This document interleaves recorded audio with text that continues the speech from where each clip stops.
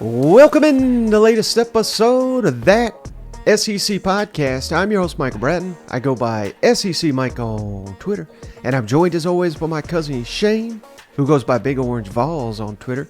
What's up, you Tennessee Hober? Hey, buddy, what's going on? Oh, I just hope I'm recording this time. For the YouTube audience, apologies for that. I screwed up on my end, and Shane, if you would have asked me to put the mortgage on who's going to screw up a video recording first, you or I mean, I would have bet my life savings it would be you, but no, of course, it was me once again. Yeah, no, it's funny that you said that because I had a little bit of a cool day. The old boss is like, hey, why don't you take the day off? And I was like, hell yeah. Of course, it's raining. I don't know about you. I'm looking for the ark out here. This thing it hasn't stopped for the last 8 to 10 hours here. But no, my youngest wanted to go to the mall. So long story short, we go to the mall. We watch a movie. Had a pretty cool day. And I'm sitting there waiting for her because she's always got like, hey, I just got to do one thing. And this is like 5 stores, So I'm like, you do whatever. I'm going to go find a bench like an old bastard and sit here, So I'm sitting there and I'm looking around at the Twitter and I'm like, and I saw your video posted and I said, I can't believe Mike is the first one to not record. I was with you. I was like, so when we sat down, the first thing I did is I was like, make sure that red dot's on because I don't want to bang. Well, buddy, it seems like all of college football is talking about expansion, Pac-12, ACC, Big Ten. But we don't give a damn about none of that, Shane. It's SEC football. We got camp updates all across the SEC that we're going to get to. We got about half the league and many of these teams we've not touched on in a little while. So are you ready to talk some SEC football? Yeah, Mike, told you I was at the mall. I've been ready, man. Well, first of all, I want to start with this, Shay, because this is basically like a running joke on this show. We've been joking about it since we started this damn thing. But hey, speculation is running rampant right now, and I just wanted to throw this out there, throw a bone to the rest of the SEC except for Georgia, who they don't need it. They're on top of the college football mountaintop. But, Shane, what's your thoughts on Nick Saban buying a $17 million home on Jupiter Beach? And before anybody says, well, wait a second, he just needed a vacation home. Well, he's already got a vacation home on the lake in Georgia. Yeah. He's already got another home on the Gulf Coast there in Florida. Who buys a $17 million beachfront property next to Tiger Woods? Tiger Woods is going to be his neighbor. Uh-huh. If they ain't thinking about that, riding off into the sunset. Could Cousin Shane be right? They win it all. They go undefeated. Nick Saban throws in the towel. What's your thoughts? Retiring, baby. I told you my hot take for the start of the season was that Alabama's got one more good run in them, and this is going to be the season. We were 1 year off for the revenge tour. This is going to be the revenge tour. They go undefeated. They win a national championship. Nick Saban goes to Jupiter, and he tells everybody to kiss their ass. What a wild – I mean, this could really be happening. I mean, I'm trying not to get overexcited. Alabama fans they're madder than hell we're even discussing this, but oh, I know you've been trying. Mike, our first episode, 8 years ago, was talking about this is the final season for Nick Saban. So again, this is probably not going to happen, but it is kind of alarming, in my opinion. I'm with you.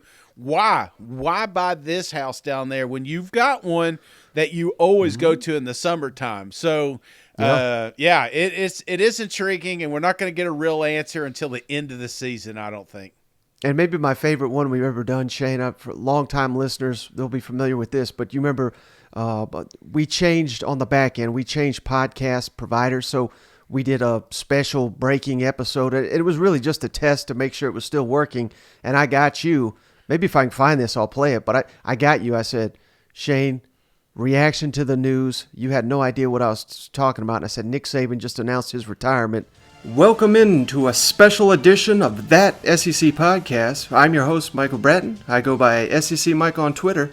And I'm joined as always by my cousin Shane, who goes by Big Orange Vols on Twitter. What are you up to, you big Tennessee homer? Hey, buddy, what's going on? Well, thanks for joining me, Shane. I got to say that first of all. It's Friday evening, special edition here. We had breaking news. We normally never have a podcast come out on Saturday, but we had to do it. Breaking news out of Tuscaloosa, Shane. This was first reported by Cecil Hurt of Tide Sports and later confirmed by Paul Feinbaum. But Nick Saban stepping down a week before Alabama gets into training camp. Shocking news. And offensive coordinator Steve Sarkisian named interim Alabama coach, Shane. What the hell do you make of this news? Wait, are you serious? This just broke on Friday evening. We got to get the reaction out to the listeners. Thoughts on what's going on here? Are you shitting me? Are you lying to me? Don't be lying to me. Just kidding, guys. This is a test episode. Oh, you bastard. I'm like, why am I not getting text messages yet?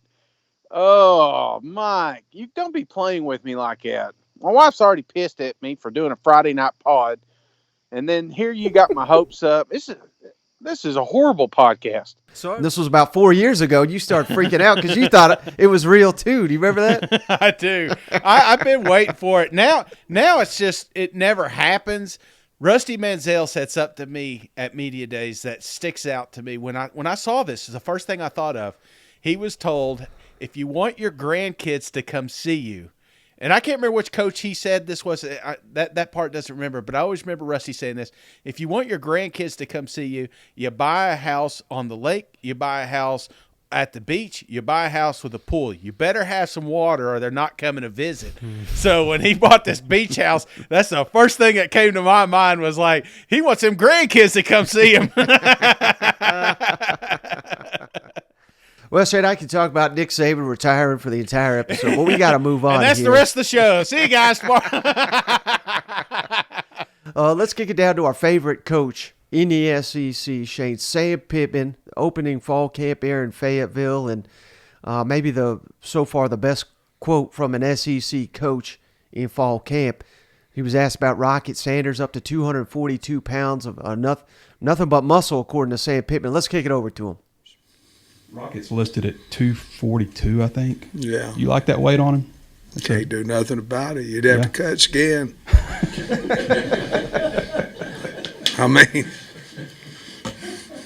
mean, you pinch him and nothing moves. There's nothing you can do about it. I mean, we talked to the nutrition and we talked to Ben about it, and he's 242, and there's no fat there. So I don't know what you do with it, but he's in shape. All right, Shay. I mean, this is just like us, right? Nothing to cut but skin here. That's right. Nothing you can do about it. You know? I say that every time. I left El Chorritos today, my favorite Mexican joint. I was like, what can you do, man? Nothing you could do about it. You knew I was going to eat all them tamales.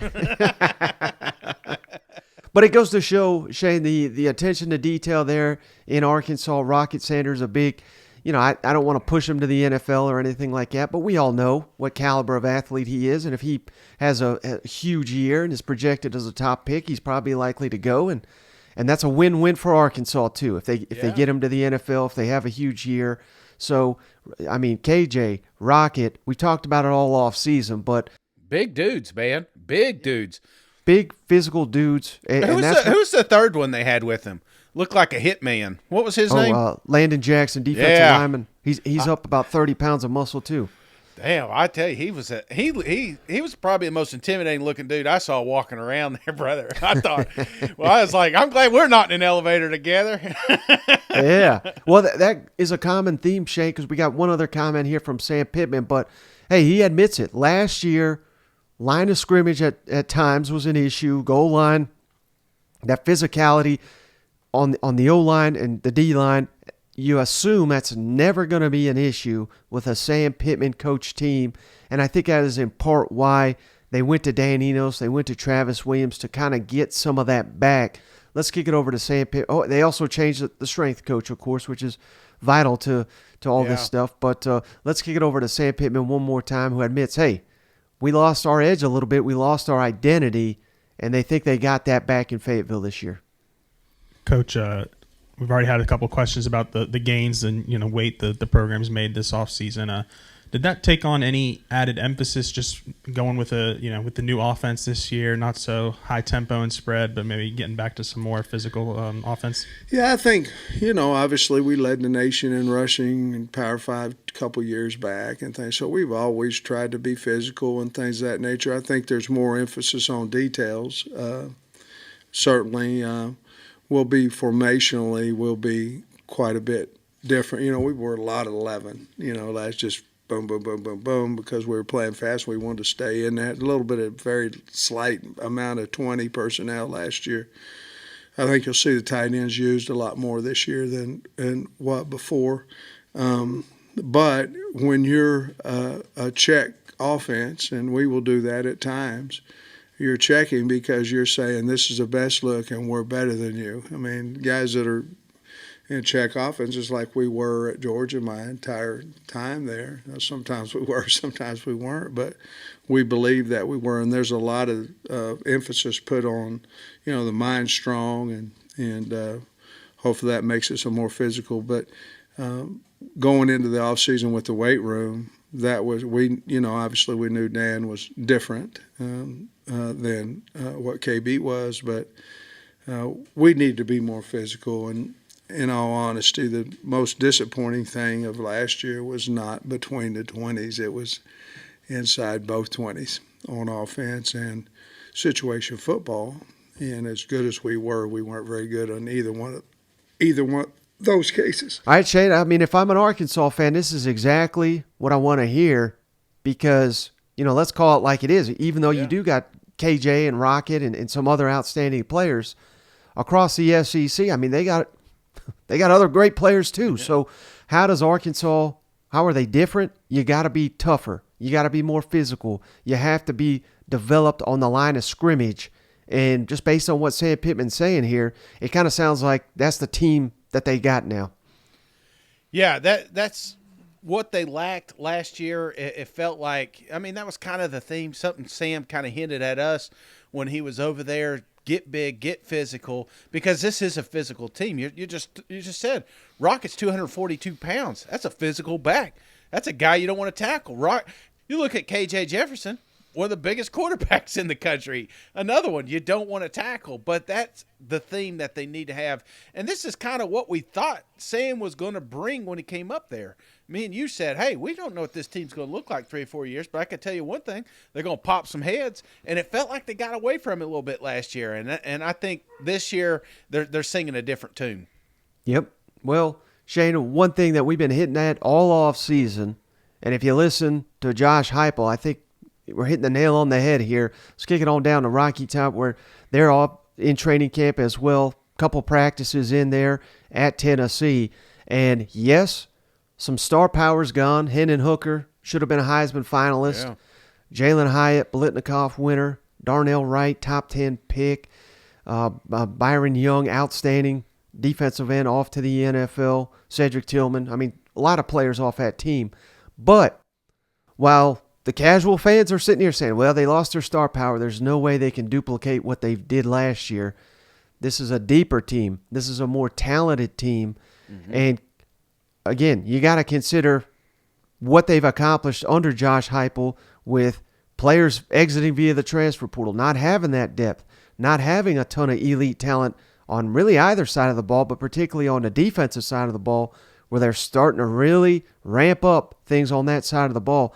Let's kick it over to Josh Heupel on just, the 180 that this roster has done and what that could do for Tennessee this fall. Sense that on the first day, even in helmets, guys running around, could you sense the competition on the team? And going back to Hobbs, what do you think he can sort of bring your defensive line? Not just today on the field, seeing the competition and feeling it, but it's driven guys in the summer too. And, that's in how they're preparing their bodies, but also in the meeting room when we get a chance to spend a little bit of time with them or out on the grass. There is a heightened sense of competitiveness because, there's other guys in the building that look like them, have the athletic traits that they do too. And so we felt that all off season, felt that today too. Just, I think it was Austin yesterday, mentioned something about some of you guys playing linebacker for us our first year here. You go ones, you go twos, you go next guy's up threes. Man, there's real players at all levels right there that we certainly didn't have early in my tenure here. You touched on this a little bit a minute ago, but just from an eye test standpoint, can compare this team to 2 years ago. Do you feel like you just look more like an SEC football team when you look at it on the practice field? I should probably ask you that question, and I'm saying like it's dramatically different than we were year one. I would say that with the guys that run out there with the first unit today too, but you just look through the depth of our roster, the length, size, ability to bend, up front in particular, the athleticism, the ability to move out in space with our skill guys and big skill. It's dramatically different.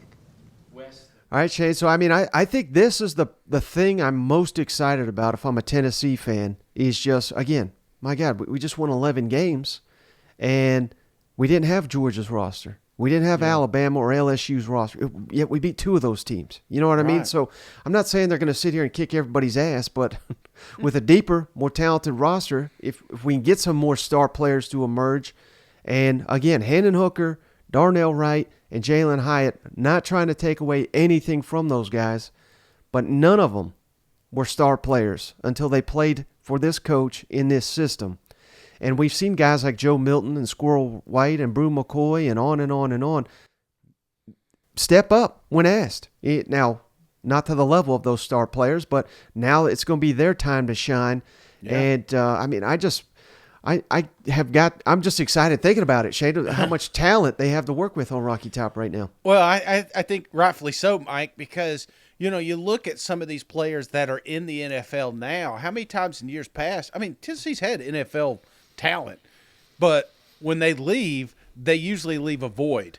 It's not like you said Georgia or Alabama where they just reload and they got 2 other guys just ready to jump in. Well, now they do, Mike. Mm-hmm. Now they do. Now they got guys on that roster that have been building up for these first team snaps. I think that's the key. You got a guy that goes down. You've got another guy that comes in that's fully capable to not hurt the team, which when Heupel first got there, they didn't have that, and you could just tell in his voice. You could, if you watch the video, he's tickled pink. I think he probably just gazing at all them athletes, like, I can't believe all this is ours, It's like pinching himself. We've made it, because I think that's where Tennessee's at right now, and you're starting to see some of these other names emerge, and you're getting excited about it, but you don't need them to perform right now.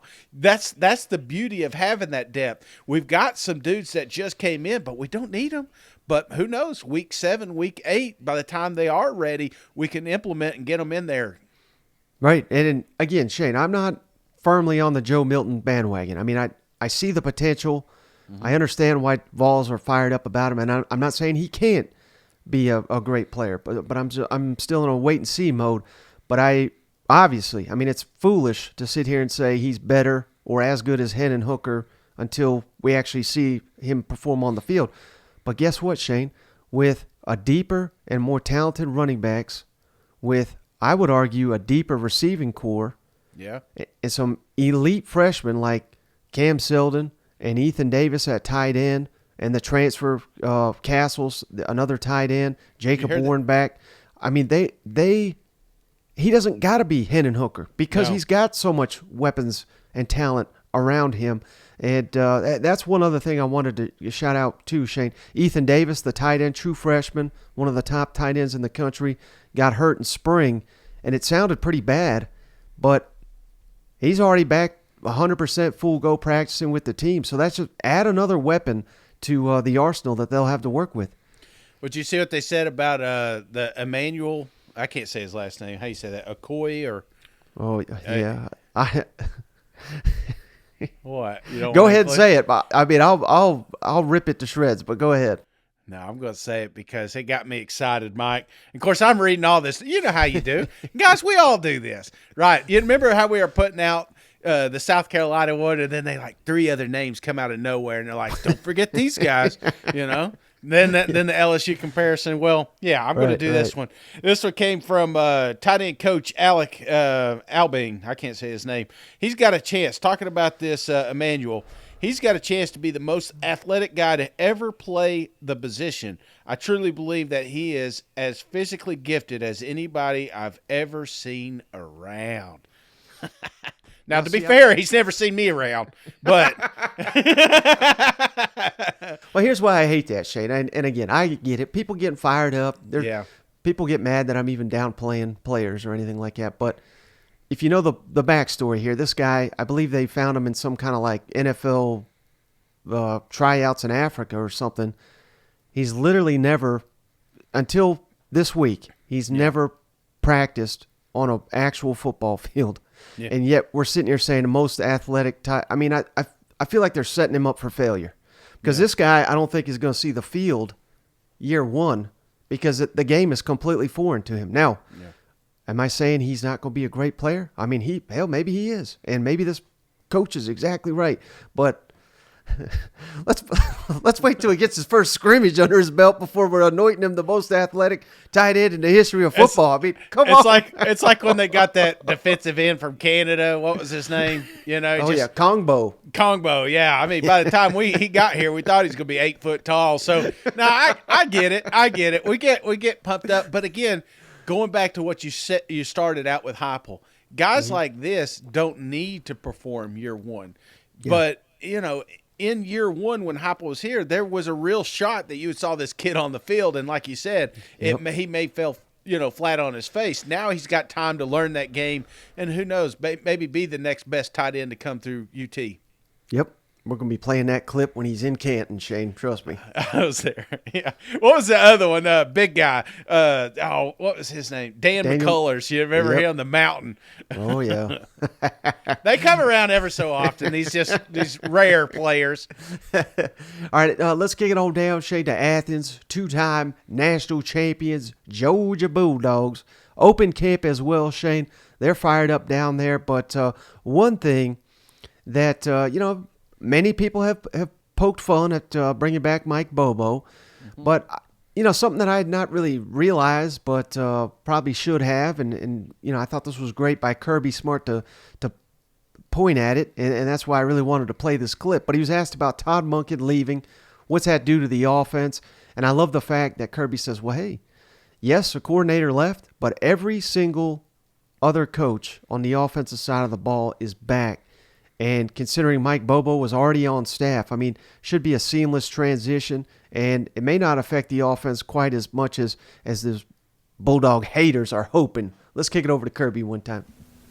Kirby, it's common when you have a successful program that you're going to lose assistant coaches.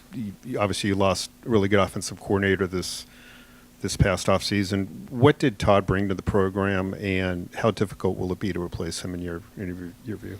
Yeah, I think anytime you lose a coordinator, you could rank it up there with okay, is that equal to an assistant coach? Probably not. I mean, you would think losing a coordinator is greater than others. I think retaining the rest of the offensive staff, and I think Todd would be the first to tell you, once I knew he was leaving and I sat down and had a long meeting with him, he re-emphasized how good this staff was at doing their job of presenting him ideas. I think a lot of people look at offensive coordinator as an island, and this guy just sits over there and comes up with this stuff himself.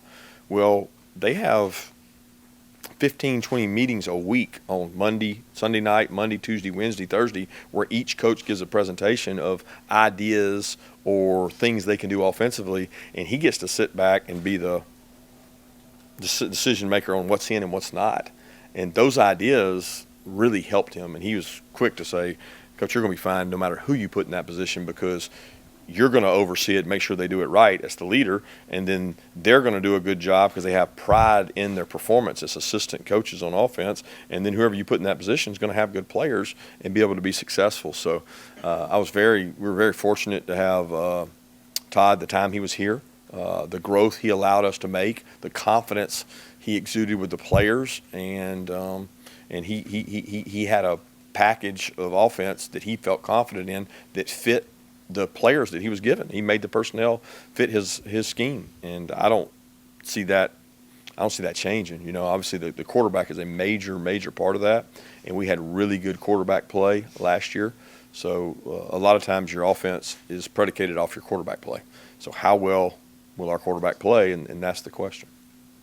You know, I just thought that was a brilliant point by Kirby. Not that anybody's freaking out about Georgia's offense. I mean, my God, they may only have 3 All-Americans, maybe 4 this year. You know what I mean? Yeah. But they're going to have probably 8 All-SEC selections on offense. I'm not even talking about the defense. So Right. I don't think anyone's crying for Georgia, but that kind of puts it in perspective for people that saying, well, there's a massive drop off between Monken and Bobo, which I don't think that's correct at all. No, I don't think so either. And I'm telling you, Kirby's done this thing right. Not just with the team and the players, but with this coaching staff. Yeah. You know, if you think of a perfect scenario, it's like longevity.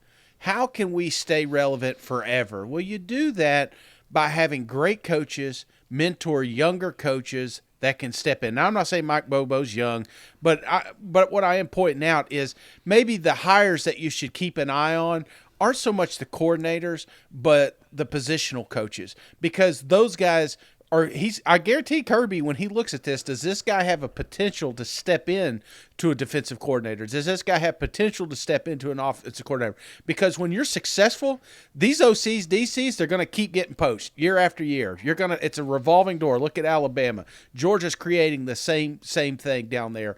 And he's doing it right. It's almost like he's writing a book on how to be successful in the SEC. Yeah, you nailed it, Shane. I mean, he got that from Saban. Yeah. And, you know, when he kicked Lane Kiffin out the door on the eve of national championship game, the only reason he did that is because he already had Steve Sarkisian on staff. Well, you look at it, the NFL, he stole it from Belichick and so on and so forth. I mean, there is a recipe, but it's not simple. It's got to be adjusted accordingly, and I think that's the key. Something that Kirby else talked about, and I don't know if this was during media days or something, but they went over there and they went to that rugby team, you know, for a couple of weeks. The one that like the most successful organization ever in the last 100 years, and it just. That's what they're doing, man. They're surrounding themselves with successful people, and successful people want to be better. You see that when the players come out and talk, it's almost like little Kirby Smarts running around. It's crazy. Yeah. Well, I should say little because they're all bigger and Kirby Smart, but you know what I mean. They've been through this before too, Shane. Yeah. When Dan Lanning went to Oregon to be head coach, they just promoted Muschamp and Glenn Schumann. So. And then when the next coordinator goes to take a head coach's job, they'll just promote from within. I mean, they got a true factory down there. But before we move on from Georgia, Shane, you wanted to play this clip. This is a great find by you, Javon Bullard, who, of course, KO'd Marvin Harrison in the playoff. And Ohio State still bitching 7-8 months later, what have you. Javon Bullard, I thought, had the perfect response to his legal hit. Javon, I know you've moved forward from last year, but the Big Ten at large and Ohio State can't seem to get over the play that you made in the semifinal game. How many times have you watched the replay yourself? And I guess if you can, tell us reflecting back on that moment, what did that play mean to you? Because I think that's kind of a play that's probably going to stand the test of history. I'm gonna be honest. That play happened in December. You still talking about it, that's really not my fault. We moved on from that. We played a game after that. We've going into another season. That play's over, man. To be honest, I don't really have too much to say about that. It's over. It's done with. We're looking on and preparing ourselves through camp. Yeah, Javon, I know you don't like to talk too much about yourself, but I mean, you've got the Buckeye Crunch cookie dough. You've got Kirby Smart saying you're a stick of dynamite. I mean, where did this hitting propensity come from? How early? And can you explain the mindset that separates your hitting ability maybe from others that we've seen? I don't really know what goes on in other people's heads when they play in the sport, but this game is physical. This place is physical. We just had a practice in Spiders. It still was physical, and it's always going to be like that. That's not because of the certain players that are here. It's just the standard that we withhold within this organization. This place is physical. It was physical before I got here. It's going to be physical after I leave. So just the physicality that we bring, and I pride myself on that. This game is physical. It's never going to change. And you have to have that certain edge, that physicality. Some guys aren't as big as others. You know, you got to have that certain swagger and that certain ego about yourself, not in a bad way, but of a sense that, you know, you step on the field, this is the game that I love, and this is the game that I'm, you know what I'm saying, going to continue to play. So, it's just passion, man. It's passion and energy. Like I said earlier, I love this game. I love this game, and really just that's what you see on the field when I try to play, you know what I'm saying, at my best, just really just this passion and energy. All right, Shane. Hey, he's moved on from it. Like who are you talking about? Is this before or after the national championship? Oh man, but that's got to piss off the Buckeye fans. You know what? And it should, and who cares? You know, because again, that's what they're. It's so fun to watch because these kids, they come out, and I've seen them all talk and stuff. They're just. This damn place is physical before I got here. This place will be physical after I leave. Yep. They want to be the biggest, baddest dudes in the country, and that's the mantra. They don't need slogans on the wall. They don't need none of that shit. You know, their media guide ain't even got pictures of a football player. It's just a red book. You know, they don't care. There's no I in this team. It's a physical team that's going to beat the shit out of whoever they talk to, and that's kind of the attitude the coaches have. That's the attitude these players have. Right, and I've said it before, Shane. Hell, I've said it on Feinbaum's show. I think that's the difference right now between Georgia and Alabama. I think that edge, Georgia clearly has it, and I think Alabama has lost it. Now, they could get it back, but... Yeah, it's cockiness, we'll man. Sometimes you walk in knowing you're the biggest, baddest dude. You know, people are going to come up, and they're going to try to act, you know, they're going to try to punch you, and you know, but you know that you've been successful. So it just mirrors throughout this whole program. Mm-hmm. All right, Shane, next let's kick it on down to College Station where Jimbo Fisher was asked about naming a quarterback. Connor Wigman, Max Johnson. I mean, two outstanding options. But, you know, maybe this is something we've not talked enough about, Shane, with all the hype with A&M. If they screw up his quarterback, I mean, that could set the team back too. So, I mean, I don't want to be Debbie Downer here, but it is an important decision. Most assume it'll be Connor Wigman, but you cannot write off Max Johnson. Let's kick it over to Jimbo on what he's looking for from a starting quarterback. Yeah, Jimbo, how do you, I guess, assess your quarterbacks preseason camp? How would you like to see from them? And then I guess, do you have a preconceived target date for when you'd like to announce a starter? No, I never do. They'll tell you when they're ready, and you'll see it. And from that, I just want to see him manage the game. I want to see him manage the team.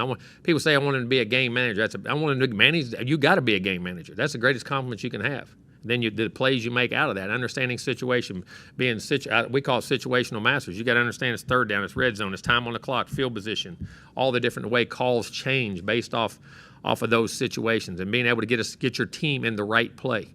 Because at the end of the day, no matter how you do it, the key is to move the football. How do you do it? Get them in the right play, make the right decision, make the right checks, get them organized, give them confidence in the huddle, and then when it's time for you to physically make a play, you got to make the right decision, hit what the heck you're thrown at, and it's to play with great consistency. If you don't do something well, you know, you want to get better at it, but the things you do well, keep repeating them so you know how to call a game or put the offense behind the guy. And if you have trouble with a guy, you can stay away from something or go to something. I mean, there's plenty of things to do. You just want to see what they like to do and the consistency in which they perform with. Any athlete, the hardest thing for anybody to do, and you'll judge this and anybody you work with, is if they're different every day.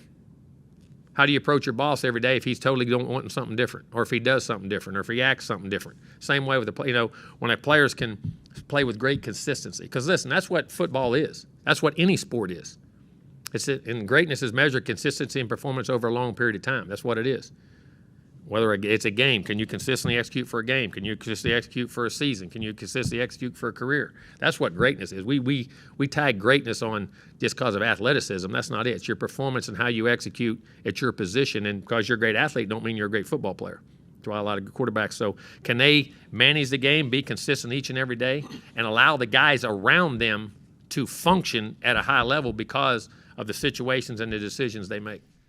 And I'd love to know, Shane, is it Jimbo picking it or is it Bobby Petrino? Because I'd leave it to Bobby because I think Jimbo's made some mistakes on these quarterbacks here lately. If it works out, it was Jimbo's fault. If it does, then it's Bobby's.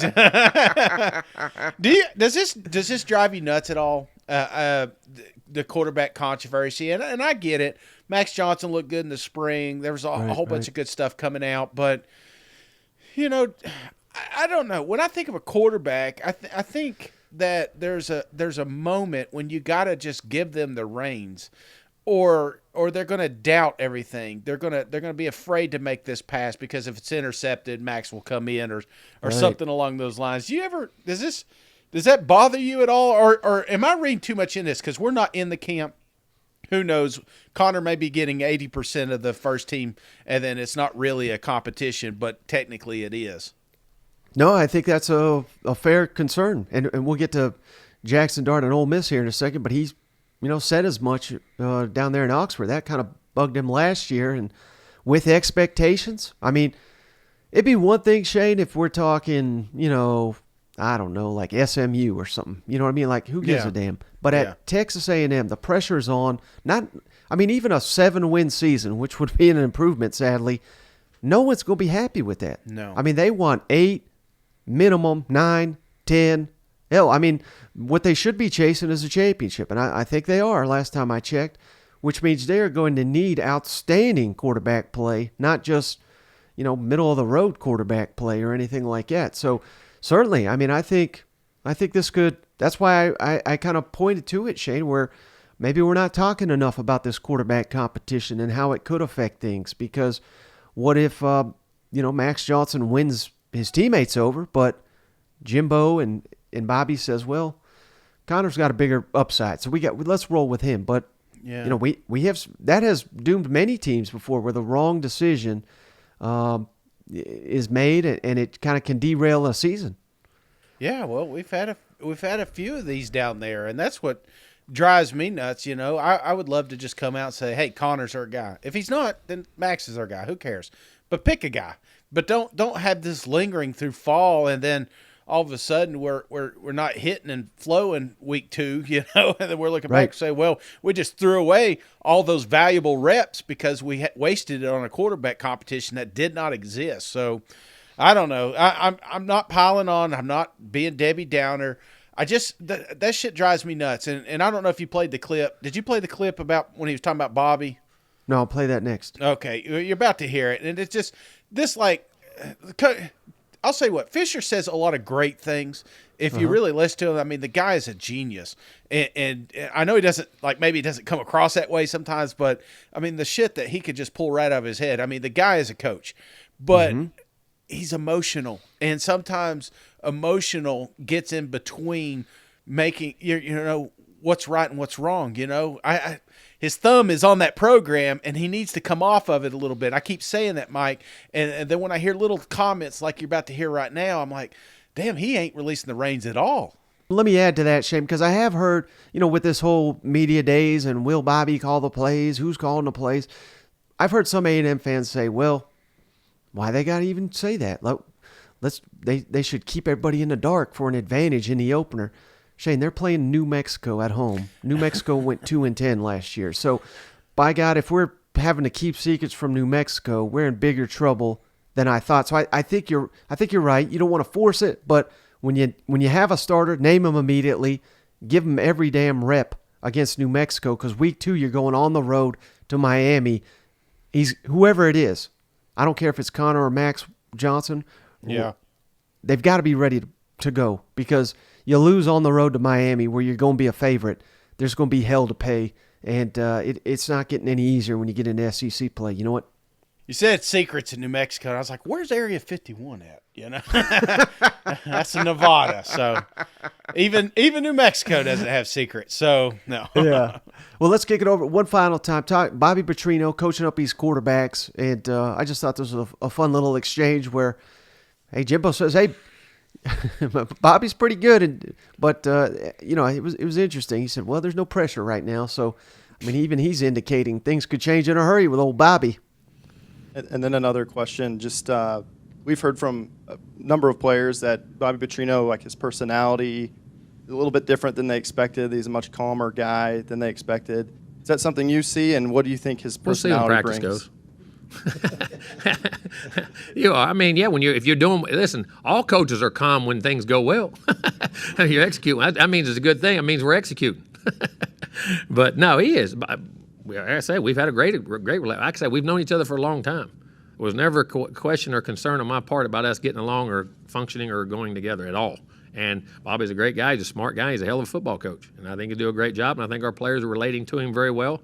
And I think things are going well. Ooh, boy. I mean, he's not throwing him under the bus, but he came kind of close, didn't he? Every time, this makes me think that he didn't hire him. You know what I'm saying? Like, the more he says this, like someone else hired Bobby Petrino and he's having to deal with it. So I don't know if that's true or not, and I'm not starting any rumors, but this is not what I want. I want my OC, I want my coach to have my back, as an OC, and vice versa.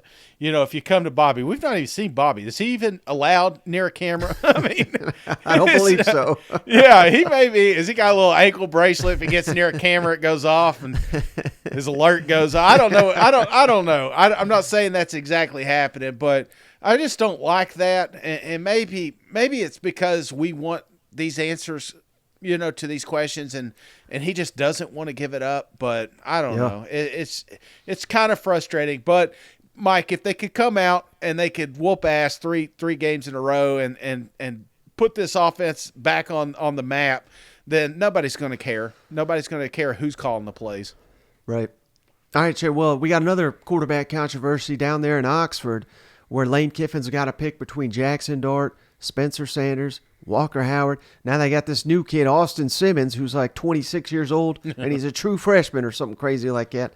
No, I think he's only 16 or 17, but he's a sophomore in college already with all the credits he's earned. But let's kick it over to Kiffin, where we're doing a complete 180. Where last year we probably didn't have enough quarterbacks. Now we may have too many, and that point you were making, Shane, could a quarterback hesitancy, not being the full-time guy, could that affect their performance?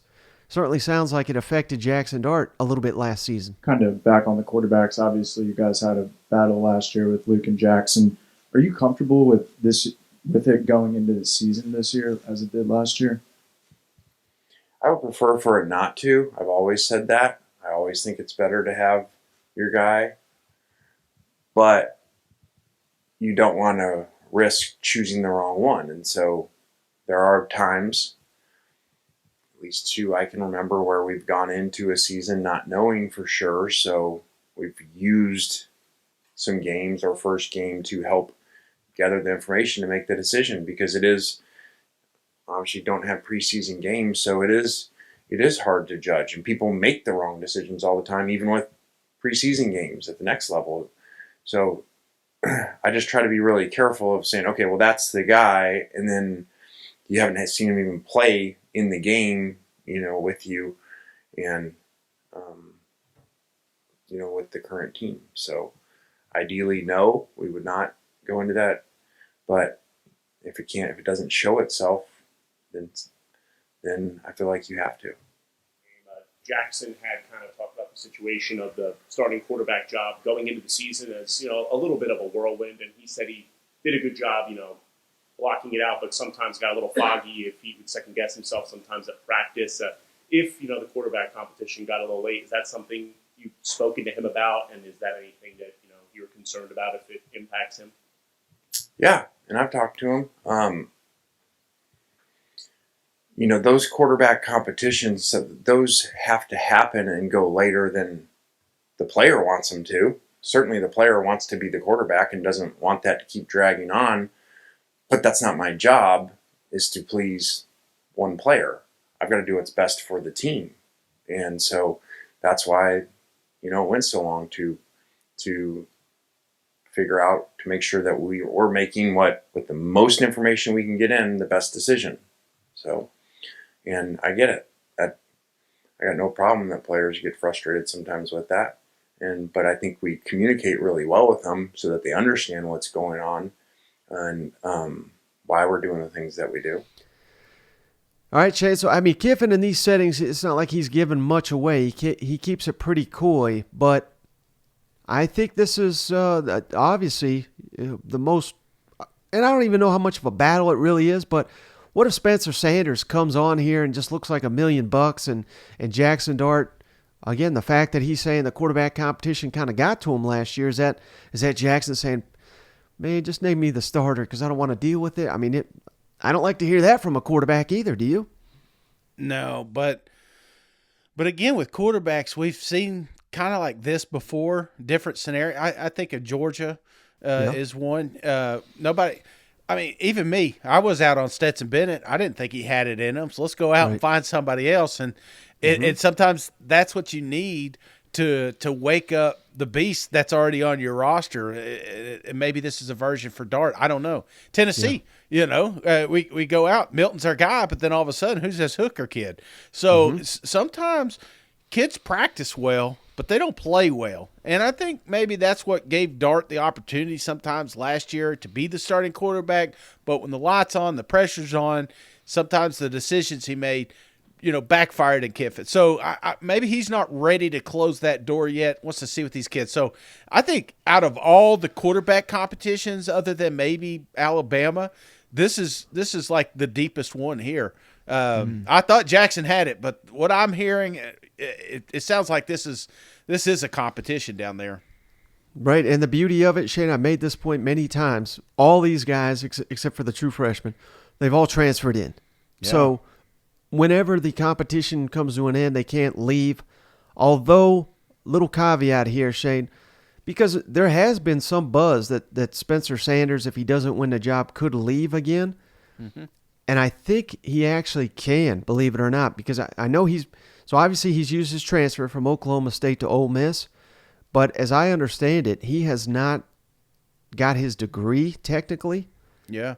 I think if he gets it tomorrow, which I don't know how that works, but let's say he could make that happen, then I think he can use that graduate rule. So, but I mean, he's running out of time to exit a program and jump into another and just be a starter. So I don't anticipate he'll leave, but that has been a rumor that's been out there that he could leave if he doesn't win this job. So I don't know if that adds any intrigue to it or not. But well, I guess you could just see how hard he's studying, Like if he's studying really hard, harder than usual, he ain't going out drinking.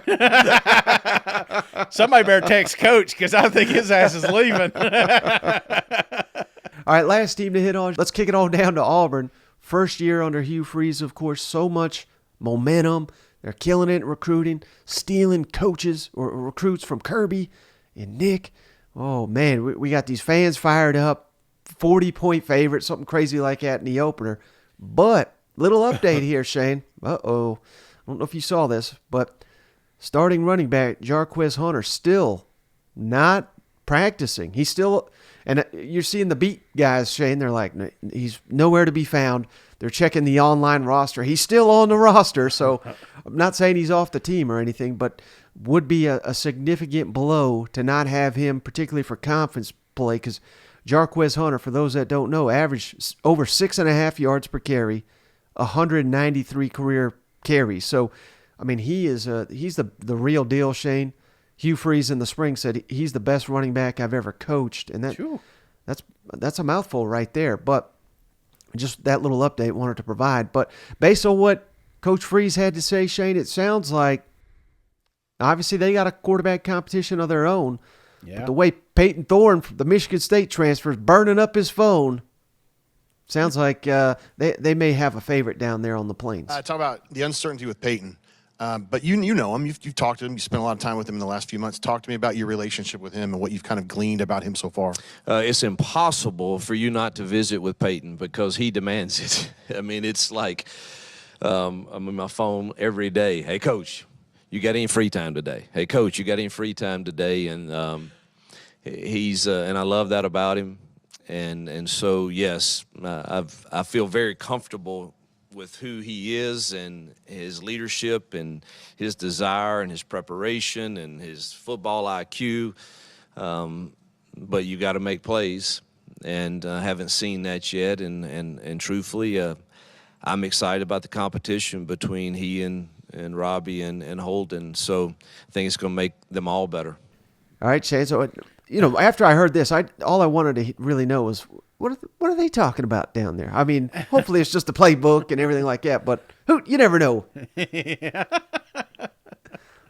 Yeah, let's see your phone, Hugh. Let's see these messages. Brother, I think this is a telltale sign. I think we know who our quarterback is, and I love he's always selling, ain't he? Hugh is just always saying, Auburn's so hot, everybody wants down here. Hell, Tim Tebow's here, I can't. My quarterback's calling me all the time. Just how can I get better? This is the program. So he's saying the right stuff. So that's what I like to hear, and I would love to have this quarterback thing. I'd like to have it filed away. I've never been one of these quarterback controversies. Anybody that's listened to this show knows I hate them. I like, hey, this is my guy, because those reps from now until September are so valuable, brother. It's just the chemistry with the team. It's the leadership. Sometimes when you got a real quarterback controversy, you got a locker room that's split, because some people are in this camp and some people are in that camp, and that stuff can linger and become problems. You need a true leader in there, and I like what I'm hearing with this Peyton kid. And final thing from Hugh Freeze, I just thought this was kind of interesting, Shane, but I think it's true. What is the emphasis of this first camp? What is he trying to learn about this football team that has so many moving pieces, particularly on the offensive side of the ball, but on the defense as well, that there's no way he really knows what he's got. And we can all make our projections and predictions, and we're going to win this game and that game, but it'll all change when they actually hit the field and the games matter. Yeah. He's trying to find out about the toughness of this football team. Coach, with this being your first fall camp at Auburn, I know you said you were a little uncomfortable going into it, but what are you really trying to emphasize to all of your players during this fall camp? The commitment it takes to win today. Truthfully, it's really that simple to me. Is do we have that toughness, the mental and physical toughness, through the commitment that we've declared we have, and to win today, and then stack the days from today to tomorrow to the next day to the next day. And that is the secret sauce, and the team that can do. Listen, most people in life, in my opinion, and I'm guilty of this too at times, we find a way to be consistent, but maybe we're really not committed. And unfortunately, when the reveal party happens, it's a little bit too late in this game. When you find out when it gets real, and oh heck, he was just consistent. He really wasn't committed on 4th and 1, and it gets revealed. And I want as few of those surprises as we can do. And so we've got to create an environment through fall camp that hopefully gives us as much information as we can have, so that we don't get that shock at the reveal party of game 1 or game 2 or game 3, and we truly find out, who's truly committed to winning today and doing things the right way. It's about I think they sent out a tweet this morning that I said last night is about as simple as I can put it, is you have to behave as a champion before you can become one, and that's everything from nutrition to your locker room, to your timely manner, to the way you dress, to the way you talk, to the way you think. And that's why our theme's kind of been flip the script of the way we think and approach things. So I know that was a long answer, but all right, Shay, and that why I really wanted to highlight that, because when he was at Ole Miss, he was known as the guy that spread them out, throw it deep, and that's what got Nick Saban a couple times and led to a lot of SEC teams thinking this is how we got to attack Georgia. Or excuse me, Alabama and Georgia, and but it's a lot easier said than done. You got to have a good quarterback and some great receivers. But I was just stunned with the Liberty, because hell, we don't watch Liberty, but when they went into Arkansas last year, they out-physicaled the Arkansas Razorbacks under Sam Pittman. I said, my God, he's done a 180, and they were ground and pound and tough and physical, and clearly it looks like they want to bring that to the Plains, and this is what I want to hear if I'm an Auburn fan. But I think that's an uphill battle to get there, because Obviously, Georgia is there. That's one of their main rivals, and of course Alabama. They're knocking on the door of being the most elite physical teams on the line of scrimmage in the country. So Auburn's got a long way to go before they can catch them. But can they out-physical Arkansas again, Ole Miss, Mississippi State? I mean that's going to determine whether they win those games or not. Well, it's hard. It's so hard to do when you're a new coach. I mean, look at Heupel, what he just talked about, year one to where they're at now. It takes a while to build physicality on a program because it's not just your front five or your front four on defense. It's who's behind them. I mean, when you're deep and big, then all of a sudden you've got an opportunity to play big, and that's why I think typically finesse teams are the ones that come out of the gate stronger. Look at Napier, what he's trying to do down there in Florida. If you're patient enough, I guarantee that's going to be a strong physical, maybe not exciting. It's not going to be 5 wide and everybody going deep. But it is going to be a physical style football. But it takes a while to build that depth, and that's something that I think Hugh wants to do. But he's also smart enough to know that he can't go toe to toe with programs like Georgia and Alabama right now. Right. It's all about breaking the will of your opponent, and that can happen on the plains, Shane. Yeah. Well, unfortunately, they get Georgia and Alabama on the plains, but crazier things have happened, haven't they? Oh, God, yeah. Absolutely. Well, brother, hey, that's all I got on this episode of the show. You got anything before we hop off the line? No. Hey, it was a hell of a week. Good talk. Got real content coming out. Going to have more, so I hope y'all enjoy your weekend because we ain't got too many more weekends without college football. Yes. Oh, man, I can't wait. So I appreciate you, as always. Appreciate all the cousins out there for tuning in. We'll catch you on the next one. All right, see you guys. Go Vols.